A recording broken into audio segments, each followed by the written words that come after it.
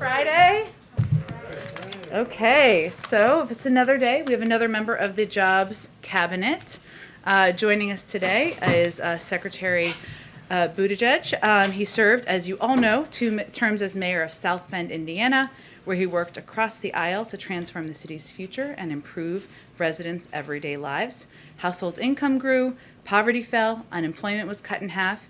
He helped spark citywide job growth and facilitated innovative public-private partnerships, like a benefits program to improve the city's transportation experience for workers.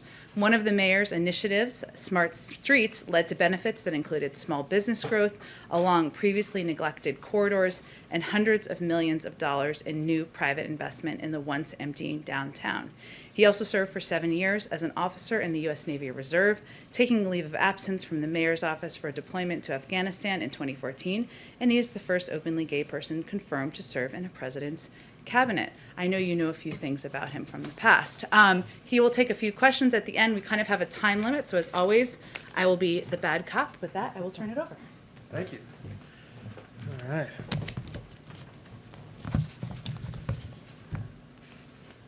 Thanks a lot, Jen, and thanks, everyone. It's a real honor to be here, especially at such an important and exciting moment for the country. I'm convinced that this is the best chance in our lifetimes to make a generational investment in infrastructure, and that's what the American Jobs Plan does. The need is clear. It's growing by the day. After decades of underinvestment, we have fallen to 13th place globally in infrastructure. Delays caused by traffic congestion alone cost over $160 billion per year, and motorists are forced to pay over $1,000 every year in wasted time and fuel. Americans are spending too much of their money on transportation in the wrong ways, or don't have access to it at all. And the American people are making clear to all of us, regardless of party, that they want us to get it done, and they are not asking us to tinker around the edges. We've risen to this challenge before as a country. In fact, building bold infrastructure has always been central to America's story. We built the Erie Canal, we connected east to west through the Transcontinental Railroad, and we developed the interstate highway system. And each of those projects was audacious, was transformative, and partly because it challenged the American people to expand our concept of infrastructure. But in doing so, these projects transformed our nation for the better, and they fueled the U.S. economy and way of life for the long run. So now it's our turn. The American Jobs Plan will again transform America's roads and bridges, rail and transit, ports and airports for the better. It's going to help modernize our transportation infrastructure so we can compete in the 21st century and connect communities. It will create millions of good jobs in communities across the country. I want to point out again that this is the biggest investment in American jobs since World War II. But I think it's important to demystify the kinds of jobs that this plan is going to create. These are good jobs. They are not mysterious or overly futuristic or inaccessible. We are going to need workers who are good with steel to make the cars and trucks of the future. We're talking about building retrofits that are going to require union carpenters and insulators, painters and glaziers. We're going to need electrical workers more than ever. We're not going to be able to build the roads we need to build without construction workers, laborers, operating engineers. Plumbers and pipe fitters are going to be a huge part of the story of how we overhaul those lead service lines. So this is a jobs plan that is building America's economy from the middle class out, coming at just the right time. It's meeting the challenges that we face today, and it is fully paid for by making corporations pay their fair share. We think it's unacceptable that there are major profitable corporations in this country paying less in taxes than a teacher or a firefighter, not in terms of a percentage, but in terms of dollars, specifically in many cases paying zero.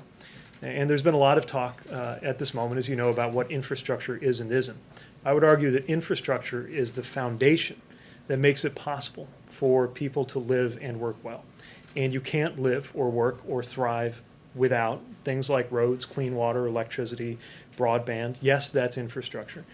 And investing in a full vision of infrastructure is how we build a safer and more prosperous America. And ultimately, I believe, critical to the American dream.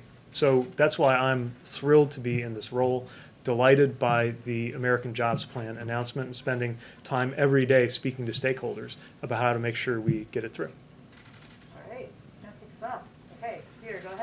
Thank you. President Biden says he wants $80 billion for rail, and the other day he was talking about having trains that can go across the country as fast as a plane. I'm curious, as the transportation secretary, do you see a big demand for that, for a high-speed cross-country train? Well, there's definitely a lot of excitement around America about ensuring that the American people can enjoy a high standard of passenger rail service. Like the president, I don't think Americans should settle for less than citizens in other countries enjoy as a matter of course. Now, the truth is we have a backlog to deal with in addition to making sure that we can create new routes and new capacity. And what's great about the scale of the American Jobs Plan is it's going to support both of those things: maintenance that we've needed to do all along, and a chance to build new routes and expand what Americans can access. And about how long away are we from something like a high-speed cross-country train? Well, again, we need to add a lot, first of all, to what we've already got. But we can build new routes with the resources that are here. It's not the end of the story, but it's a fantastic beginning for a new chapter in American rail. Josh? Thanks for doing this. As you know, there's been some criticism about the corporate tax hike. Some people have said that user fees should fund infrastructure. And I was curious because user fees often cover the cost of maintenance and repairs.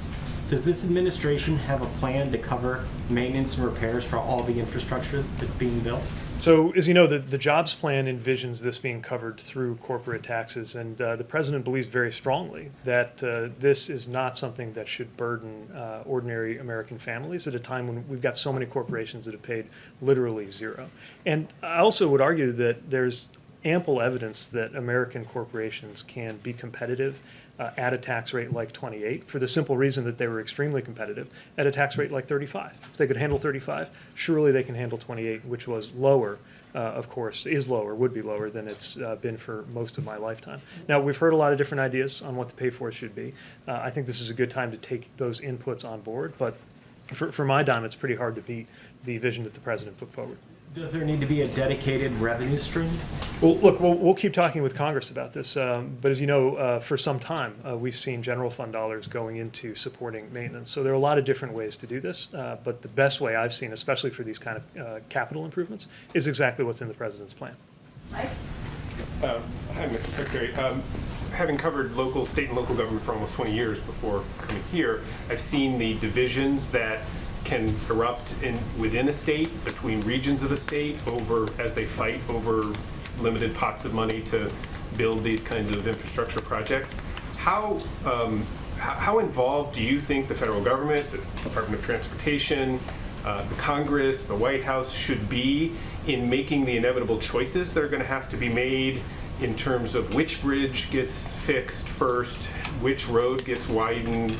There's obviously not enough money to fix everything and to do everything. And so how much of a role do you envision playing, or is it up to the states to kind of wage the wars they normally wage over this stuff? Well, I think there's always been a push-pull here, right? Because communities often know what is most needed for them. And we welcome that, and I think our program design recognizes that. So I view our role as laying out the broad policy strokes. Even in the existing discretionary grant programs, you've seen this. So, for example, with infra, formerly known as FAST grants, we made sure that first wave of calls for applications clarified that we're looking for great projects that also bear on things like equity and climate that are important to this administration.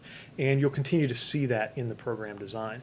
Of course, there's always going to be competition for limited funds, but the other thing I would say is that competition is most ferocious when the funds are most limited.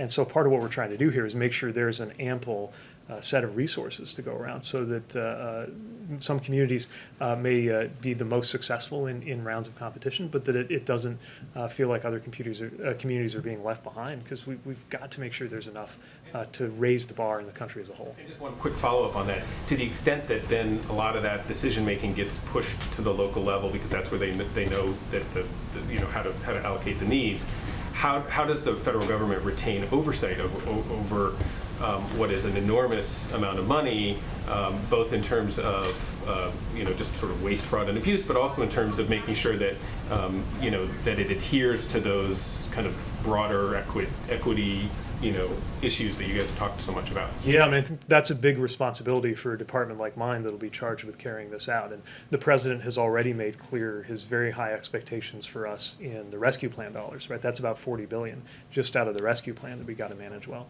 But, he also rightly takes pride in the remarkably low rate of waste, fraud, and abuse in the Recovery Act that he led in the Obama administration. I think now's the moment to make sure we double down on those principles to make sure that the dollars are well spent. And yes, we got to make sure that they actually meet the public policy goals that are motivating us to do this in the first place. Ed? Secretary, thanks for doing this. Although with you and Chris here, I'm having like alternative universe and flashbacks to other times and other places.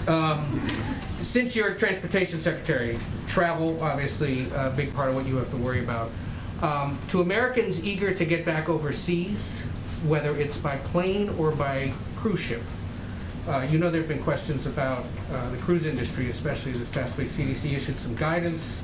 There's concerns that it perhaps didn't have enough specifics, or specific benchmarks, I guess. Have you been in touch with the CDC about that industry's concerns?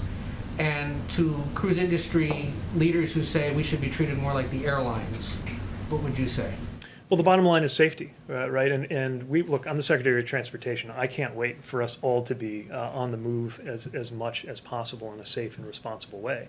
But it's got to be safe and responsible. And airplanes have one safety profile. Cruise ships have another. Vehicles have another. And each one needs to be treated based on what's safe for that sector. I'll tell you, I certainly care a lot about seeing the cruise sector thrive. And I know that CDC is hopeful that a lot of these operators will be in a position to be sailing by midsummer, and laying out these specific kind of gates that they need to get through is a very important step toward that. And to the industry leaders who say midsummer is too late, to the governors who say that's too late for our state economies, you would say what? Again, we want to do this as soon as we responsibly can, but we also have to make sure that it's safe. Steve? Once you get the money from the rescue plan, is there a process for speeding the projects, getting construction started? Because there's always delays in permitting and so forth. Yeah, this is another thing that I was glad to see specifically discussed in the jobs plan release, which is the importance of efficiently delivering these dollars. And we see that a lot of countries that have very rigorous standards around environmental and other concerns also have found ways to make sure the delivery is efficient. So provided it does not entail cutting any corners on things that are fundamental policy goals and legal requirements like environmental standards, provided we can do it without cutting corners, I think we can find ways to make sure that the process is more efficient, to look for duplication and try to root that out. And that's going to be an important part of making sure that these dollars do the most good economically. Although I would point out, this is not the same kind of stimulus pattern we were talking about in 2009, right? We're looking for shovel-worthy projects, but we're also looking at shovel-ready projects, but also shovel-worthy projects that are still in that pipeline. Danny? To pivot really quickly to planes, there's been problems discovered with the 737 MAX. Dozens of them have been grounded, and this was months after the FAA said they were safe to fly again. I'm curious if you still have confidence in the FAA's decision to lift the grounding of the jet. So my understanding, and we're just looking at this, but my understanding is that this is different from any of those other issues, and that obviously we need to make sure that there's full confidence before these specific aircraft return to the air, and that's what the FAA will be closely monitoring. Kathy? Thank you. Mr. Secretary, many administration officials, including Secretary Granholm yesterday, frame infrastructure in the context of competition with China. So my question is, why do that? Why design and frame a policy based or in the context of what an adversary is doing? I think because it's really important to understand that American competitiveness happens in a context. And when you see other countries, our allies, also our strategic competitors, doing more than we are, it challenges that fundamental idea that American life is what it is, partly because America is in first place in so many of these aspects of our national life. Only America's not in first place in infrastructure. Like I said, we're in 13th.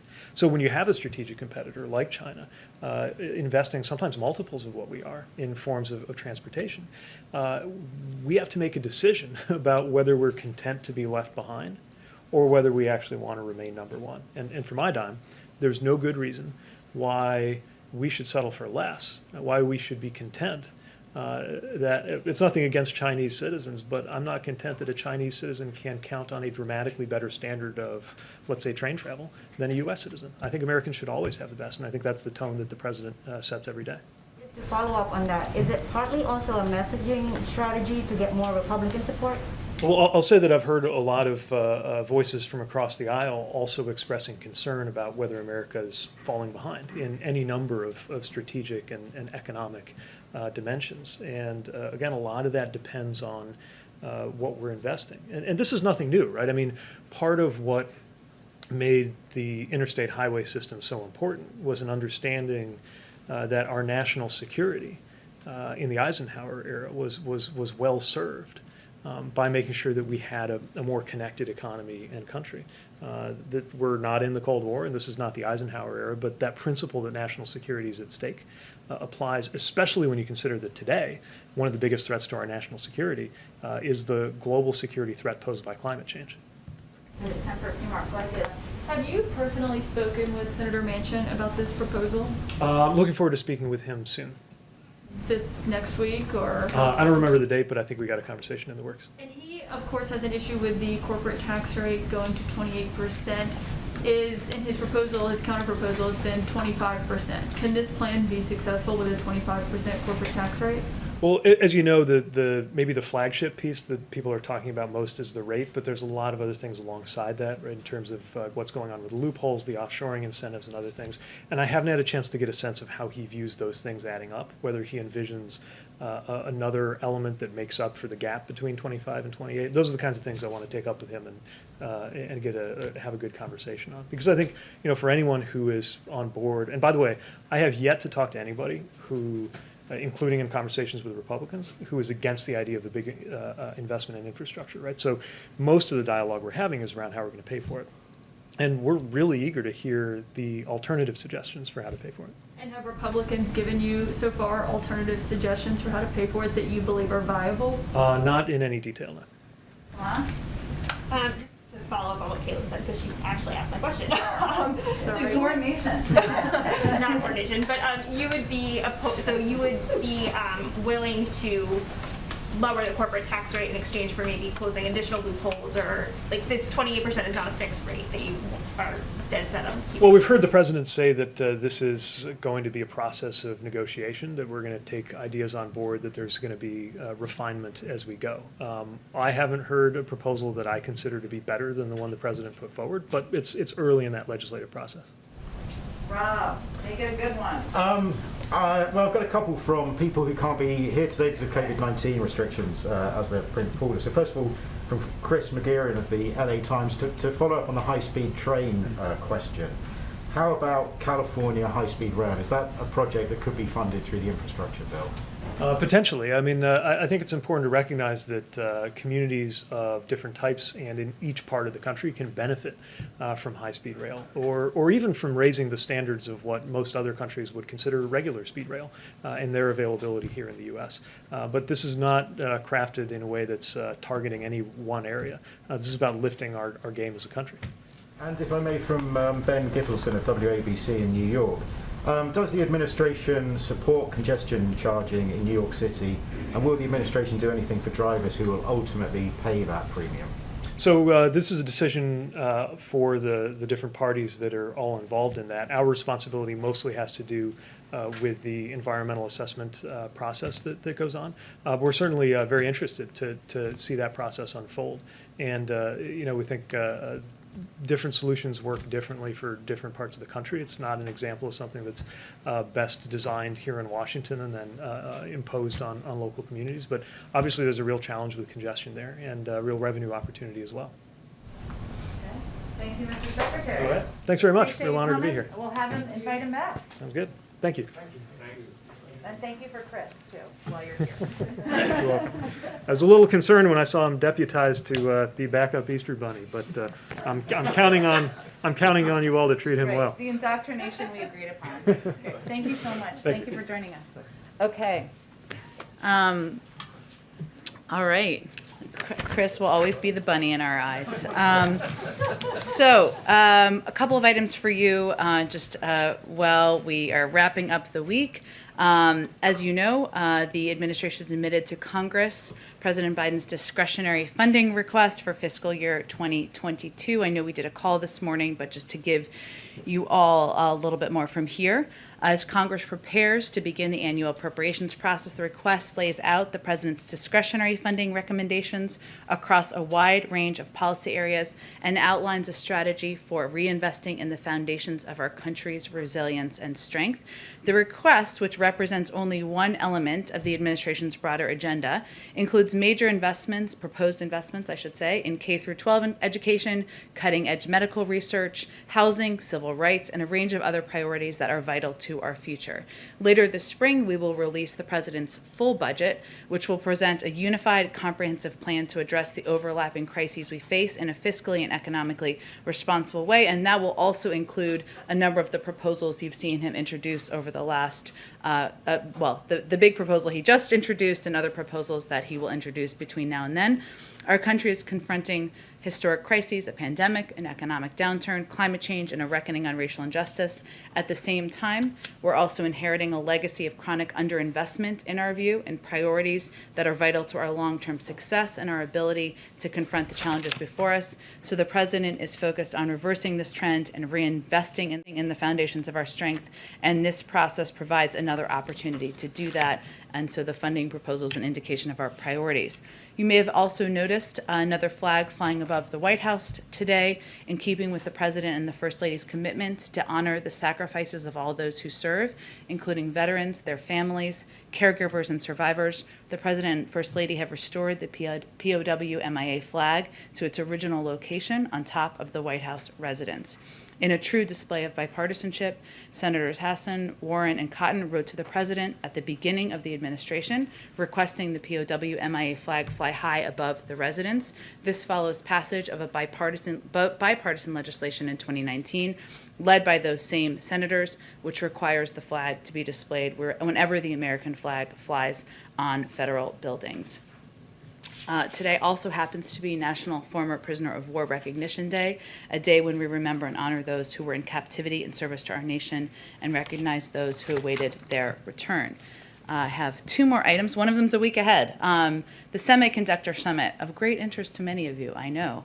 On Monday afternoon, following President Biden's release of his America, let's see, hold on. On Monday afternoon, National Security Advisor Jake Sullivan and NAC Director Brian Deese will host a virtual CEO summit on semiconductor and supply chain resilience to discuss both the American Jobs Plan as well as steps to strengthen the resilience of American supply chains for semiconductors and other key areas, something we discuss in here quite frequently. They will also be joined by Secretary of Commerce Gina Raimondo, who has been one of the leading voices in the administration. We provided a list to the pool of the attendees or the companies that will be represented at that, which you should all have, and if not, let us know and we will give it to you directly after the briefing. Finally, for the week ahead, the President will, of course, continue making the case in public and in meetings with members of Congress for the critical need to pass the American Jobs Plan, make historic investments in infrastructure. On Monday, he will meet with Democratic and Republican members of both the House and Senate to discuss the American Jobs Plan and the need for a bold, once-in-a-generation investment in America to put millions of people to work. I expect we will provide that list on Monday. Once attendees are confirmed, it will be bipartisan and bicameral, that meeting. As Speaker Pelosi's office announced earlier today, on Tuesday, the President will pay his respects in a congressional tribute for U.S. Capitol Police Officer William Evans as he lies in honor in the Capitol Rotunda. Later that day, he will meet with members of the Congressional Black Caucus at the White House. On Thursday, the President will meet with members of the Congressional Asian Pacific American Caucus. And on Friday, the President will welcome the Prime Minister of Japan. As you all already know, this will be the President's first in-person visit with a foreign leader, reflecting the importance of our bilateral relationship, and I expect they will take some questions after that meeting. With that, Josh. Thanks, Jen. Three things real quick. First, the discretionary spending proposal tries to make investments in the country that the administration says couldn't be made because of the 2011 Budget Control Act and the caps on spending. That deal had to be reached with Republicans. And I'm curious, what gives you more confidence that an increase in discretionary spending can be reached with today's Republicans than the Republicans of a decade ago? Well, I would first say that any budgetary proposal, including a discretionary proposal that is not a full budget, is an opportunity to outline the priorities of the existing administration. And it is a reflection of the president's view that a number of these discretionary programs were underfunded over the last several years, and therefore prompted a plus-up and a proposed plus-up, because if we are going to address a range of issues where there is agreement among Republicans as well that we need to work together to, support additional funding to address these various crises in our country. So I will say we're at the beginning of our process. This is the beginning of what we know is a long journey. It's meant to give discretionary guidance so that officials and staffers on the Hill, the people who followed in the footsteps of Shalonda Young can get to work. That's exactly what it will do, and we're looking forward to having those conversations. Two, does the president have any thoughts on the votes of Amazon workers in Alabama against unionization, something he kind of encouraged them to take that vote? Well, the president has said that whether to organize a union is a worker's choice. And the National Labor Relations Board has a process for ensuring there is an accurate count of the votes cast in selection so that we can know what choice the workers have made. So the president is going to wait, just for your own planning, for the NLRB to finish its process and declare a result to make a further comment.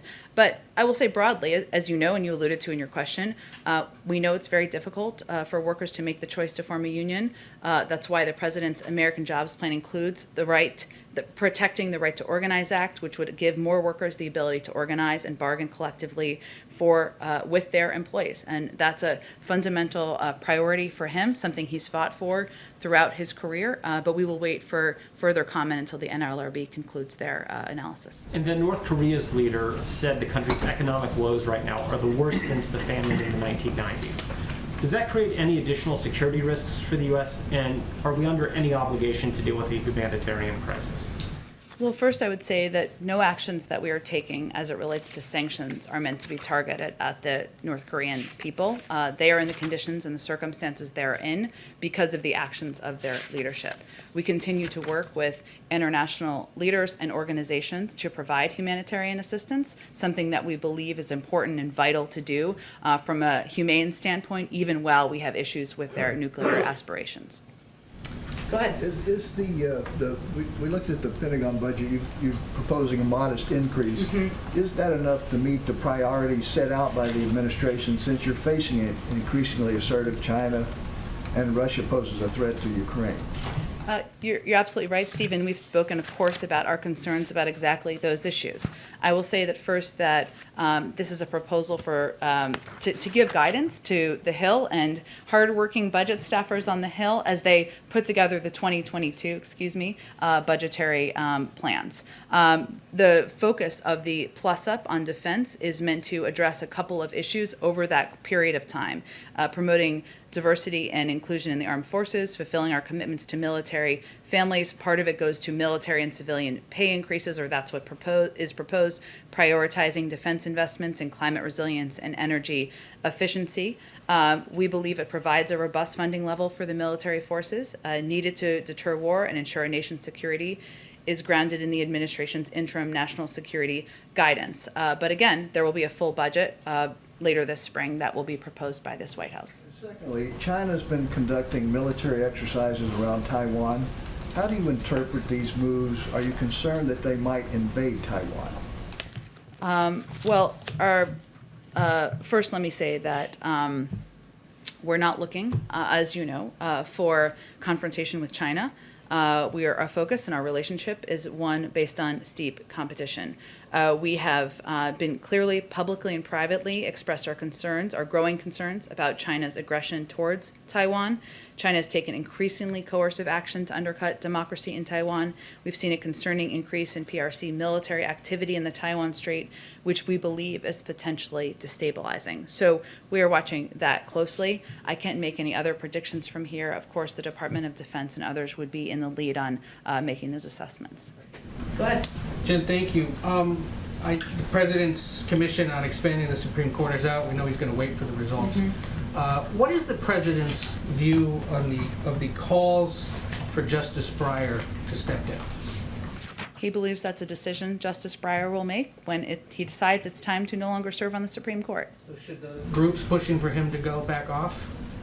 I think I can just speak to what the president's view is of the Supreme Court justice's ability to make his own decision. And outside the inauguration, when he was sworn in, has he had any conversations with Supreme Court justices? Not that I'm aware of. I'm happy to check if there's anything we can read out. Next week, Congress gets back. You announced this bicameral, bipartisan meeting. You're entering an interesting phase where in the House and the Senate, there is now a single vote margin between the two parties. And in essence, 1, 2, or 3 members of your own party could upend the president's legislative agenda. How are you guys recalibrating to deal with this closer majority or closer margin in both chambers as you try to get these incredibly expensive and ambitious plans passed? Well, first I would say that what an interesting time to be in Washington and be all of you. Our focus has long been working with Democrats and Republicans. That is the president's objective, and obviously the close margins make that a necessity. And so when he is inviting members here, he's inviting not just one wing of a party, not just one wing even of his own party. He wants to have the discussion about how we can work together to address our nation's outdated infrastructure and rebuilding our workforce for the future. Now, from our vantage point and from our viewpoint, we've seen there have been a number of Republicans in the Senate, I'll give you more homework, but you probably know this off the top of your head, Ed, who have supported infrastructure bills, who have supported, the WRDA bills, who have supported legislation that is consistent with what the president is proposing. And as Secretary Buttigieg just conveyed, in a lot of the discussions we're having, most of the disagreement is about the size. Some think it's too small, some think it's too big. It's like Goldilocks. We'll have those discussions, but also about the pay-fors. And so those are the conversations that we will have. But largely the margins in Washington don't change our approach, because the president was elected because he was committed to working with both parties, to working together to address the crises our country is facing. Go ahead, Peter. Thank you very much. To follow up on Ed's questions about the Supreme Court action today, President Biden once said in 1983 he thought court packing was time back machine. Oh yeah. He said he thought that court packing was a bonehead idea when FDR tried it. So why ask a panel now to go and see if it is a good idea? Well, first, the panel is being asked to take a number of steps, including the pros and cons on exactly that issue. But they will also be looking at the court's role in the constitutional system, the length of service and turnover of justices on the court, the membership and size of the court, and the court's case selection rules and practices. And the makeup of this commission, which was vital for the president, there are progressives on the court, there are conservatives on the court. People will present different opinions and different points of view, and then they'll have a report at the end of 180 days. Okay, and then about immigration, the U.S. government is now reportedly spending $60 million a week to shelter migrant children. That adds up to $3.1 billion in a year. Where is that money coming from? Well, first I would say that, as you may recall, the prior administration requested and received nearly $3 billion in supplemental funding from Congress for the UC program back in 2019. That came after the previous administration had already made multiple transfers of hundreds of millions of dollars. And our commitment is to ensuring HHS has the funds it needs now to safely and humanely care for children, which of course is resource intensive. We know that. There are 200 permanent shelters around the country, and there are needs related to the pandemic, social distancing, enhanced ventilation and testing that are additional needs given the time that we're living in. And because of the time that we're living in, is there concern if this is HHS money that it is, that these shelters, the Washington Post says the costs are going to rise significantly, that the shelters might be draining pandemic response elsewhere. No, that is not what our concern is. We at all. We have funding for the pandemic response. I'm just conveying to you what we feel this cost is and why it is at the rate it is at this point in time. And then just one more. Texas Governor Greg Abbott says that he asked the Biden administration to shut down the temporary shelter for migrant kids at the Freeman Coliseum in San Antonio because he says he has gotten information that children there are being sexually assaulted. Is that facility going to be shut down? Well, first, we take safety and the well-being of children in our care very seriously, hence our earlier conversation about the funding spent to keep them safe during the pandemic. His claims will be looked into and investigated by the Department of Health and Human Services. Currently, we have no basis for his call to shut down the San Antonio Freeman Coliseum as an intake site, but we will, of course, we take these allegations seriously, and they will be investigated. The last one would just be, you said this week that you guys are trying to make the processing more efficient and effective, and that you're addressing this in a humane way that keeps these kids as safe as we possibly can. If these allegations are true, how is that consistent with what you guys are Well, again, trying to we are looking into these allegations. We take them seriously, and our focus remains on the safety and well-being of children. Hence, we're looking into them and taking it very seriously. Go ahead, Caitlin. Thank you. On the Commission for the Supreme Court, when President Biden first disclosed this idea, I believe he was still a candidate when he said this, he said he wanted recommendations as to how to reform the court system because, quote, it's getting out of whack. Yet this commission is not going to actually make recommendations. They So will why- be. They'll be doing a report 180 days that will be released to the public. But it's a report, but it's not them actually making recommendations to the president. Well, I'm sure he'll take a look at that report that this diverse group of members are putting together, thinking through over the next 180 days, and it will impact his thinking moving forward. So, but it won't explicitly say, here is a recommendation from what we've studied to do X, Y, Z. It's meant to be a report and a summary of their discussions and their findings. I don't know what it will look like, and I'm not going to get ahead of what their process will be. Okay, and then of the lawmakers who are being invited on Yeah. Monday, who picked the group of lawmakers that are being invited? Was it the president? The White House. These decisions are made in coordination between the Legislative Affairs team and, of course, with the approval of the president and who will be invited. And I will just say that whenever we have the final list, this will be the first of what we envision, as you can see by his schedule next week, to be many meetings and many of them bipartisan as well. And is it important for him to have Senator Manchin there on Monday? I'm not sure if he will be a part of it or not. He's somebody that we're, of course, in close touch with, and we look forward to working with as we move the American Jobs Plan forward. Okay, and my last question on Johnson & Johnson, Yeah. given just how much money the federal government has given them and the president has ordered an additional 100 million doses from them, has he actually spoken with any of the executives at Johnson & Johnson, given these uneven numbers of doses that we're seeing coming in and how slow they've been to get an even, steady supply of production? Well, I would say that our COVID coordinator, Jeff Science, and other members of our COVID team are typically the appropriate points of contact with leaders from any of these companies. We always expected there to be up and down their production. We, of course, as you all know, because we've been talking about it, they have taken steps and they've worked closely with HHS to work toward FDA approval. That's obviously up to the FDA for the emergent facility, which will certainly enhance their production capacity.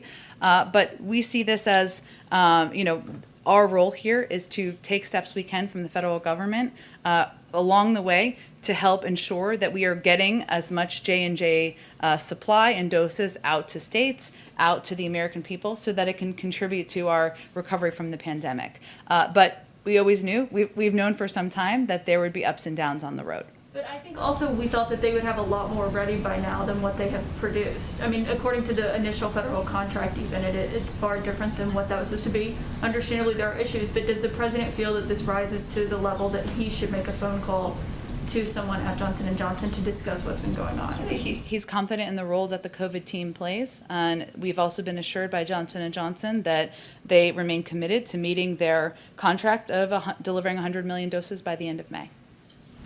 Go ahead, Mike. Two things.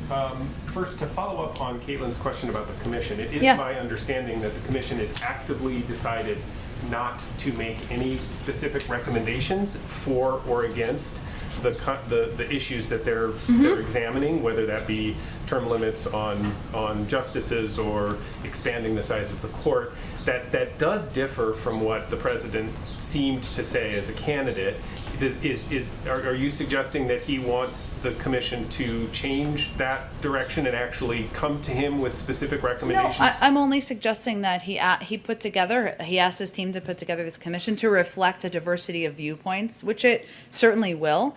And I'm certain that when that report is released in 180 days, their work has not even begun yet. He's going to sign, once he signs the executive order, it can officially begin. That will of course impact his thinking moving forward. But he wants smart legal experts, people who have been thinking about these issues for decades, to have a discussion and a debate about it and deliver him a report that we will again be delivering to the public, and you all can read once it is completed. Okay. And then on Afghanistan, there are reports out about growing frustration among the commanders and the military and the president's generals about the president's indecision on the question of what to do by May 1st.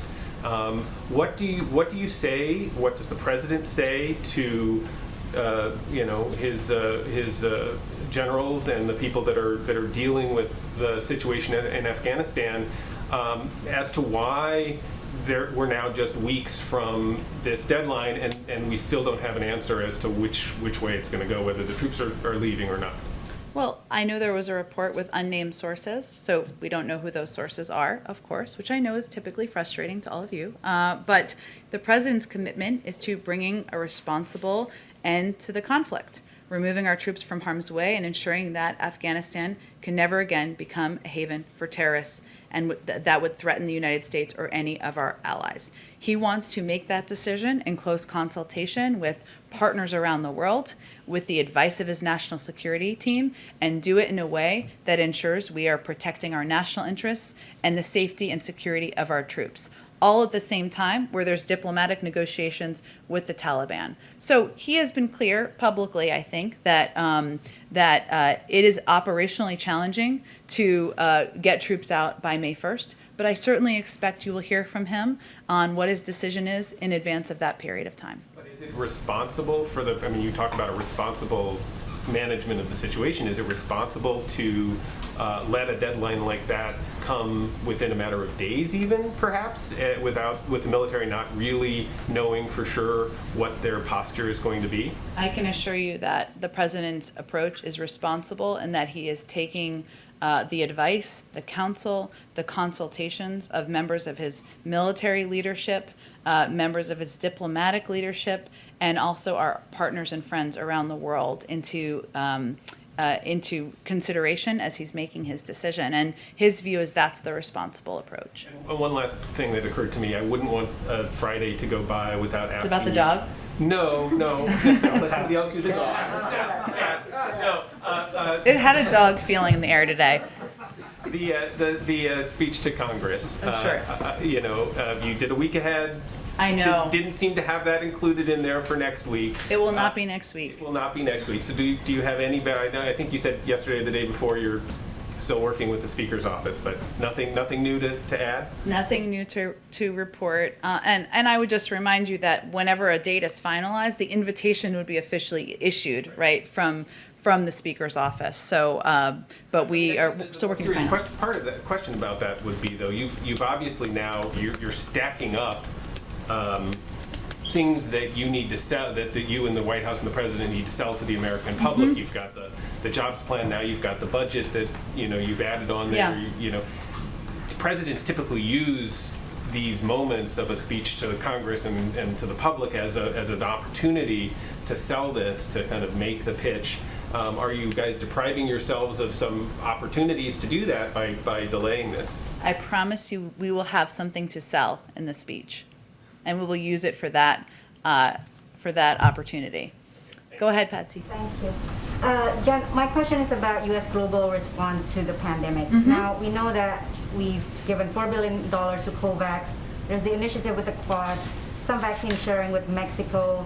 But what we haven't heard from the administration is a kind of comprehensive and detailed strategy in terms of what the U.S. is doing to help the world recover from the pandemic, not just in terms of vaccine sharing, but also supporting financing mechanism or manufacturing, what have you. And I know that you've just appointed the Global COVID Response Coordinator. When can we expect her to be here to share the administration's strategy with us? Well, we're happy to invite her. She works out of the State Department, right? So I would expect that she might speak there first, if you or a colleague is over there covering. I would say, look, that our approach is that the president remains committed to playing a constructive role in the global effort to defeat the virus. That includes contributing through COVAX. It includes obviously lending doses to Canada and Mexico. It includes considering a range of requests that are coming in from around the world. But as we've also seen, this is a very unpredictable virus, and his first priority is ensuring that the American people are vaccinated. And that means we need to plan for supply so that we can, when we know what's most effective for kids, that we can plan around also different things that come up, as we've seen over the last week or so with Emergent and Johnson & Johnson, that we have enough supply and enough capacity, and we've done enough contingency planning for that. That's our first priority, but we will continue to be work to play a constructive role in the global community. I understand that the strategy is to be oversupplied and overprepared for domestic needs, but at what point should the administration consider pivoting from just focusing on domestic needs and start responding to global needs, particularly at a time when China and Russia, as you know, is increasing in terms of their vaccine diplomacy? Well, when we are confident in our supply at home, we will share vaccines, including through COVAX. I have one more. Okay. Yesterday you mentioned that the administration is concerned about Russia's increased military presence in the border with Ukraine. Can you confirm reporting that the administration is considering to send warships as a show of support to Ukraine in the region? I would point you to DOD for anything about our military assets. Go ahead, Jenny. Thanks. On the climate summit, I think we're now 2 weeks away, and I asked a couple weeks ago if there was any plans to have a bilateral with the Chinese president on the sidelines of it. So first, has the White House made a decision on that? And then two, do you plan any bilaterals on the sidelines to conduct any business outside of the overall climate summit that's taking place? It's a great question. We're still figuring out what the additional components or what the format of the summit will look like. We've invited about 40 leaders from around the world, so there's obviously a lot of scheduling to be done, but I expect we won't have a final update on that until we get to be probably within days of the summit. Okay. Sure. Go ahead. Thank you very much. Two questions, if I might. One on Ukraine. So you've had a response to SolarWinds and the past election meddling pending for, well, ever since we've been doing this. But is there any concern that the new challenges from Russia are kind of piling up now? And is the administration, which is obviously still a new administration, ready for that? And as an example, does the administration have ready to go a response if Russia were to send some of those troops, or all of them, into Ukraine? Which is obviously not impossible. And if you do have a response ready to go, have you communicated it to the Kremlin as a means of deterrence, you would hope? Well, first I would say that of the actions that have already been taken that we've had ongoing reviews about, we've been clear, but I will reiterate, there will be consequences, some unseen and some seen. We will hope to have more about those soon. I know you guys are tired of hearing that, but hopefully soon. As it relates to the escalating Russian aggressions in eastern Ukraine, including Russia's troop movements on Ukraine's borders, we are, of course, in close consultation and working with partners and allies in the region to assess, to share intelligence, to determine what's happening, and what can be done about it. But I'm not going to get ahead of that internal diplomatic process.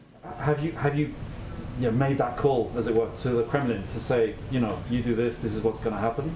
Try and put them off or not? I wouldn't say that's exactly how it goes down, but we of course communicate closely. I will say we communicate at many levels, as you know. There was a call that was done at the Defense secretary level just last week. With the Russians. There was also a call done by our Secretary of State. We, of course, communicate at many levels that are even far below that. And, of course, the President spoke with the President of Ukraine just last Friday. So I can assure you there is ongoing diplomatic engagement between us and a number of countries in the region, including Russia, including Ukraine, including our European partners and allies who share a number of our concerns about the aggression of Russian movements on the border. And the other question, domestic, on the infrastructure, where on a scale of 1 to 10, if you could do that? Probably not, but try me. I always love yes and no questions. Well, this is a 1 to 10, so Okay. I've got 10 please. Go ahead. Does the president, who is an avowed bipartisan guy, put getting one or more Republicans to support this? You've been saying consistently that it doesn't, in a way, it doesn't matter what they do on the Hill because the public supports what the president is doing, and you point to polls, and they do say We that. don't say it doesn't matter. It's just an impact. And there is a question that I hope your colleagues on the Hill ask a number of Republicans, which is why would they oppose investment in our nation's infrastructure when the vast majority of the American public thinks it's imperative we do? But as the Secretary just said, the disagreement is not really about the need to modernize our nation's infrastructure. It's about the size, it's about the pay-fors, and we absolutely understand there will be compromise, there will be debate. That's all a part of the process. Is it a little dangerous to be always citing the polls, though, as your basically your credibility? Do you rests not on think polls? the American people's view is important as it relates to what elected officials do on the Hill? Sure, but don't polls change a lot, whereas the elected officials are elected officials? There's been representing- pretty consistent support for infrastructure. And I think it's an important point. We feel like it's an important point because when we talk about bipartisanship, we're talking about how we meet the needs of the American people. Republicans, independents, Democrats. Rebuilding bridges is not a Democratic idea. Ensuring kids don't have access to clean water is not a Democratic idea. Broadband access probably actually impacts more rural areas that might be leaning more Republican than Democratic if you look at it, the maps across the country. So our point is this is addressing not a political issue. This is addressing a vital need in the country that's not that impacts all of the American people. I think that's a 7. A 7. Okay, fair. I don't even know what the rating numbers are about anymore. Rob, go ahead. We saw the statement earlier, but has the president been in touch with Buckingham Palace, number 10, about the death of Prince Philip, and does he have any plans to attend the funeral? He has not been in touch directly himself. No, we put out a statement in his name and the First Lady's name earlier today. I'm not aware of any plans at this point in time. And Hunter Biden's book is out this week. To what extent was the White House, the president, the transition, or whatever that timing might have been, involved in vetting its contents? We were not. It was a book he wrote himself. The president and First Lady put out a statement making clear, in February, I should say, when the book was announced, that they're deeply supportive of their son, sharing his account about his painful experiences with addiction, which is exactly what the book does, and that they're hopeful that it can help millions of people who have struggled with the same challenges. And if I may, one for a reporter who can't be here because of the COVID-19 restrictions, Alison Harris of News Nation. A Police Star Families report shows that almost half of active duty troops won't get vaccinated against COVID-19. Members of Congress have sent a letter... Because of their hesitation? Yes. Okay. I believe so. Members of Congress have written to the President urging him to issue a waiver of informed consent so that troops would be mandatorily vaccinated. Is that something the President would consider? I certainly think he would refer to the advice and view of the Secretary of Defense, so I'd point you to them for any point of view on that letter. I think, okay, thank you. Okay, go ahead on. Thank you. CBP data said this week that the number of unoccupied migrant children crossing the border, unaccompanied migrant children, had increased 100% from February to March. If these numbers continue to rise, is there a point that the administration would consider reversing or modifying the policy of accepting all unaccompanied migrants under using Title 42 authorities? Would we no longer accept, just so I understand the question, children who are under 18? Modifying. I would say, one, the reason for accepting these children is that we feel it is not the humane step to send these kids back on their treacherous journey. Our focus is on addressing the needs, opening up shelters, ensuring there is access to health and educational resources, expediting processing at the border, and those are the steps we feel that are most effective from a policy standpoint at this point. And then just one more question on Amazon. The president supports the PRO Act, but how does he expect it to get through Congress, particularly if infrastructure is not done under reconciliation?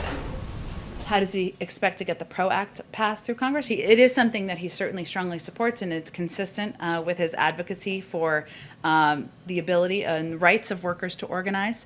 I don't have anything on the legislative strategy and what that will look like moving forward. I'd certainly point you to the Hill on that. Thank you. Go ahead in the back. Thanks, Jen. I want to ask you about the case of a 10-year-old Nicaraguan boy who was, videos went viral when he was seen walking the desert by himself, saying that he had been dumped by the group that he was with.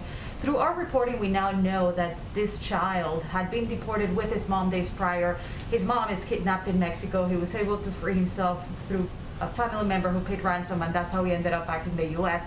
So I have two questions for you on that. One, why does the U.S. government continue to deport these people back to Mexico to dangerous situations and not to their countries of origin? And the second question is, the president back in October of 2020, in a conversation with Univision, said that he would grant deportation moratorium to Nicaraguans as well as Venezuelans and Cubans. That happened for those two other groups, and not for Nicaraguans. Do you have an update on that and why that hasn't happened? I don't have an update on the second. I'm happy to check and see with our diplomatic team what the status is and if there's any particular update. I would say in terms of deportation, it's handled, as you know, in a case-by-case basis. I would have to look into the specific details of this case. Department of Homeland Security might have more specifics if they can share them on why they were sent back directly to Mexico. But it's not just this family. All the families are being sent right back to Mexico and not to their home countries. Do you know why? I don't have any more information, and they're all handled in case by case. We don't typically speak about each case given privacy concerns, but I can see if there's more we can share on this particular case. And let me ask you what happened earlier in the week when the president of El Salvador did not welcome and did not want to meet with Mr. Zúñiga. What do you make of that, and how can you work with that government if those relationships seem fractured in a way? Well, you're right that when Special Envoy Zúñiga was in El Salvador, he did not meet with the president, but he did have productive meetings with the foreign minister, other senior officials, such as the Attorney General, OAS representatives, members of civil society, private sector leaders, and others. So we felt it was still quite a constructive trip. These meetings, in our view, lay the foundation to build on the already strong bilateral dialogue we have with the administration at all levels, and we'll continue it from here. Move forward without the president being involved, the president of that country? I don't think they're predicting he won't be involved. He just didn't have a meeting when Ricardo Zúñiga was in El Salvador on the last trip, but he had a number of other constructive meetings, which we feel are a strong basis and foundation for moving forward. Go ahead in the back. Thank you. Do you see any changes in the Chinese behavior or the approach which the Biden administration is asking China to do that? Sorry, the masks make it hard sometimes to hear, and I know you're all the way in the back. Do we see changes? Do we say it one more time? Yeah, you have reached out to Chinese, even president has spoken to the Chinese president. There have been several rounds of talks of a phone with the Chinese. Do you see any changes in the Chinese behavior or the approach to address your concerns? Well, I would say we're less than 100 days into our administration.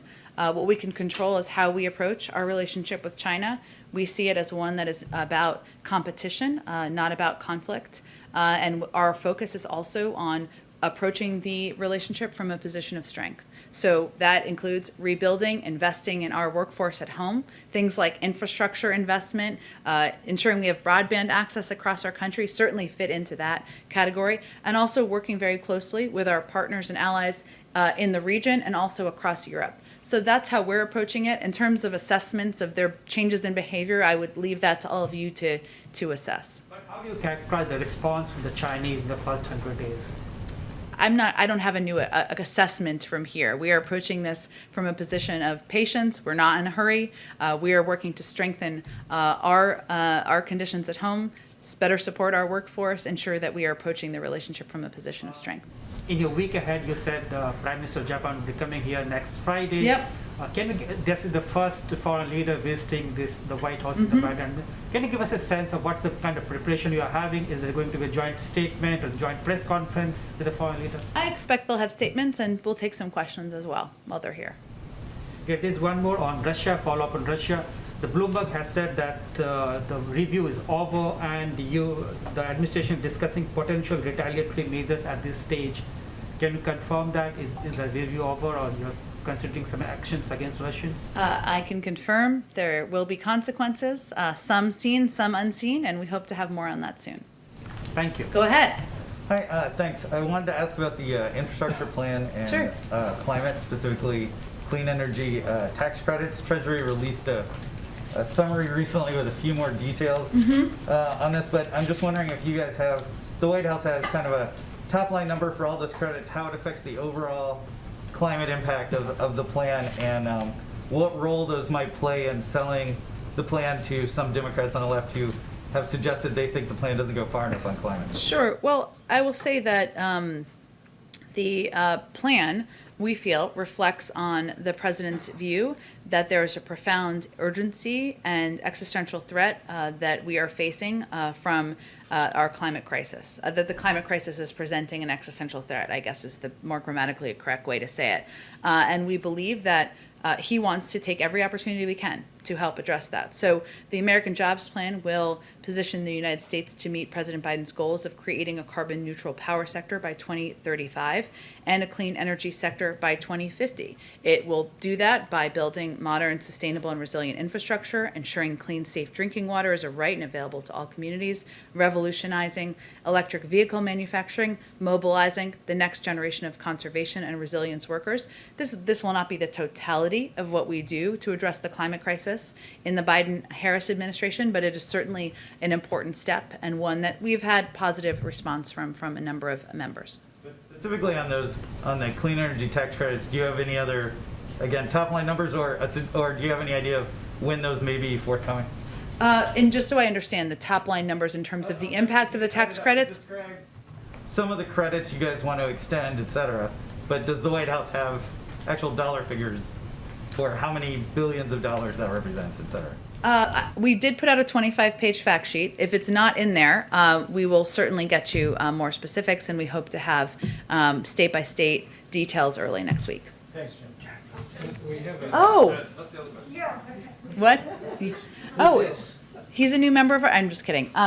What we're going to start doing is we are going to start taking a question from a regional reporter who does not live in Washington, can't be here. Many of you started your careers that way. So thank you for reminding me because I was going to walk off. Hello, it's very nice to meet you. Thanks for, and you're from Anchorage, Alaska.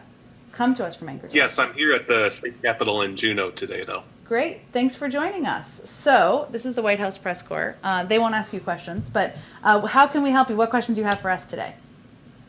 Well, thanks for the opportunity. The Secretary discussed the CDC limits on cruise ships, but here in Alaska, there's a second block that applies because ships must stop in Canada on the way to Alaska, and Canada isn't allowing cruise ships right now. Here in the state, Republicans and Democrats have requested a temporary waiver of the law that requires. Uh-oh. Uh-oh. Alaska's a long way. Oh, no. Did you hit your mute button? Uh-oh. You didn't hit your mute button, did you? That may be on our end. Can you hear me now? Yes, apologize for that. We heard the first part of your question, but you may have to repeat it so we can hear it. Okay. So Republicans and Democrats here have requested a temporary waiver of the rule that blocks cruise ships from coming to Alaska without that Canadian stop. And I was curious what the administration thinks of those requests and whether action is possible before the end of the summer tourist season. Well, we heard about this earlier from some of your colleagues here in the White House briefing, not specific to Alaska, but the cruise industry in general.